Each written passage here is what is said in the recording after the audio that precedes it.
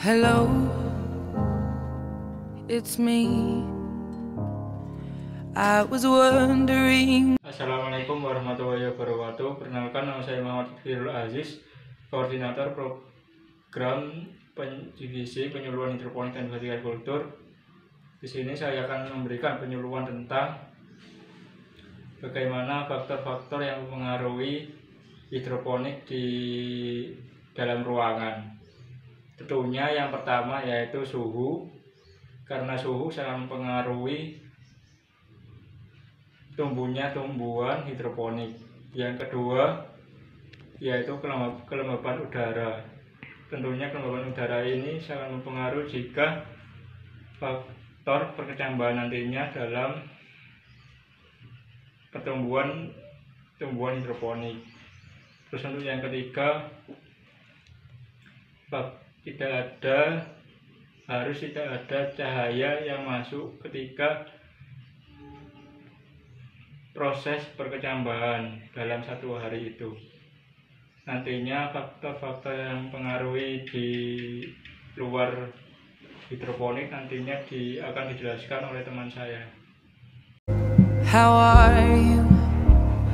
It's so typical. Kenalkan, nama saya Regita Permatasari. Saya dari KKN COVID-19 kelompok 17. Saya akan membahas beberapa faktor-faktor apa saja yang mempengaruhi hidroponik outdoor atau di luar ruangan. Yang pertama yaitu kondisi lingkungan. Kondisi lingkungan itu sangat mempengaruhi tumbuh kembang tanaman, dan terkadang tanaman hanya dapat tumbuh pada kondisi atau lingkungan tertentu meskipun ditanam di dalam atau di luar ruangan. Kondisi lingkungan yang harus tetap diperhatikan itu mencakup kelembapan, suhu, dan sirkulasi udara. Yang kedua yang harus diperhatikan yaitu cahaya. Dalam masa pertumbuhan tanaman memerlukan cahaya yang terutama untuk proses fotosintesis. Metode dan sistem hidroponik memungkinkan tanaman untuk tumbuh di dalam ruangan dan tidak terpapar cahaya matahari secara langsung.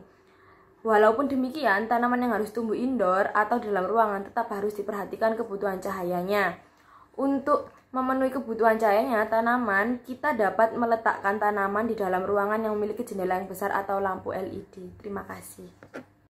I'm in California dreaming about who we used. Di sini saya Angela Resati, saya dari kelompok 17 KKN UPN Veteran Jawa Timur. Di sini saya akan menjelaskan tentang faktor-faktor yang perlu diperhatikan dalam menanam dengan cara vertikal kultur di indoor. Yaitu yang pertama dengan cara kita melihat air dan larutan nutrisinya agar tanamannya tidak menguning. Cahayanya juga bisa diperhatikan agar tidak mempengaruhi juga ke daunnya agar tidak kuning juga. Yang ketiga ada pembibitan.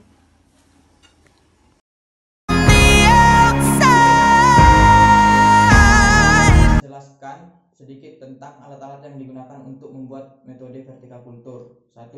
Gergaji besi. Alat ini digunakan untuk pembuatan media tanam dari paralon atau juga bisa dari botol aqua bekas. 2. Meteran. Digunakan untuk mengukur jarak tanam antar tanaman yang satu dengan yang lainnya.